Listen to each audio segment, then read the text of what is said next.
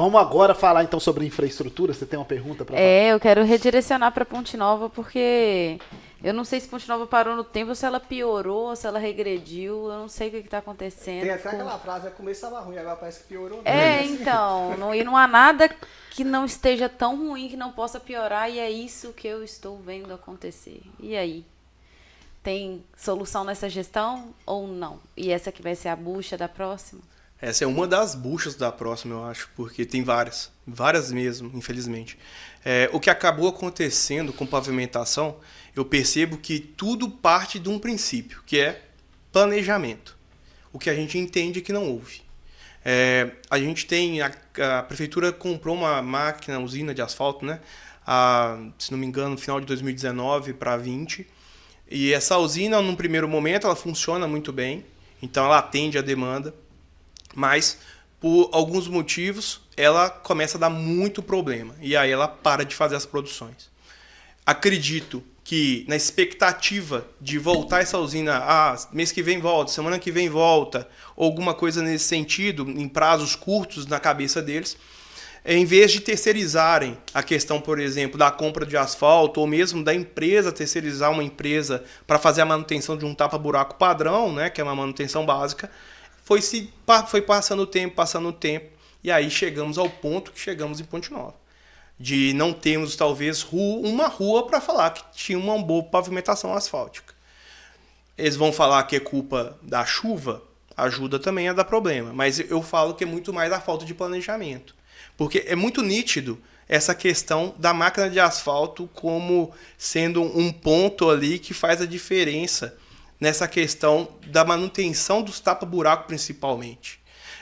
O que a prefeitura fez esse ano foi utilizar o orçamento que ela tem disponível e contratar uma empresa terceirizada, através até do consórcio Sinvalp, e aí começou um trabalho de tapa-buraco.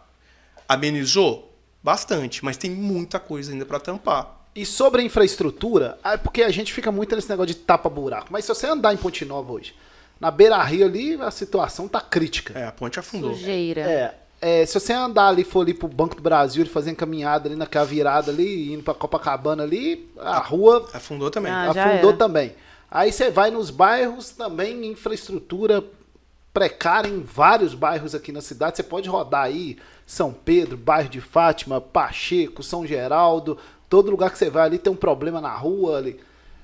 Por que você acha que chegou nesse caos que tá desse jeito, Zé? Eu acho que primeiro esse ponto, né? Da questão da falta de planejamento. Eu acho que o que aconteceu foi uma expectativa de uma usina de asfalto voltar a funcionar num tempo hábil maior, e aí isso não aconteceu. Aconteceu dela voltar a funcionar com uma semana ela quebrar de novo. Então, assim, problemas que aconteceram. E essa expectativa de tentar vir e não pensar em outra coisa. E aí ficou muito estagnado nessa situação. E aí as coisas vão só piorando. E aí a gente pegou momentos de chuva, pegamos, as chuvas aumentaram os buracos? Sim, mas a gente já estava com uma cidade esburacada antes. Então, a falta de tentar ter uma outra ação e não ficar dependendo, às vezes, apenas só da volta da usina de asfalto, pode ser um dos motivos que gerou essa questão toda. Eu me recordo que o Wagner ele deu uma entrevista.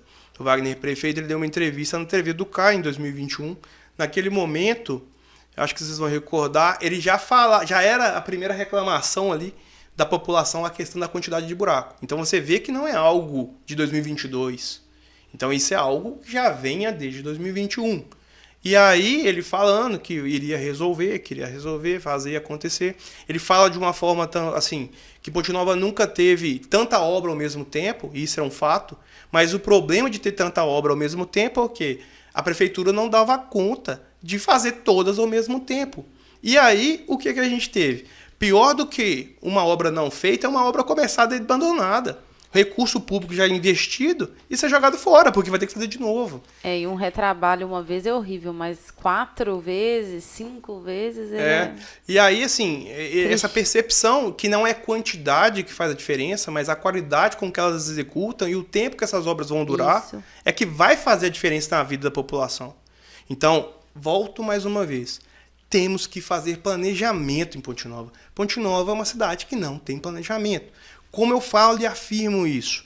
Porque quando a gente pede na Câmara, por exemplo, cronograma de obras de Ponte Nova. Não mandam resposta. Fala que vai fazer, não tem... Porque quando fala que eles respondem que está no cronograma, por exemplo, um pedido de indicação do buraco da rua tal, aí vem a resposta, já está no cronograma.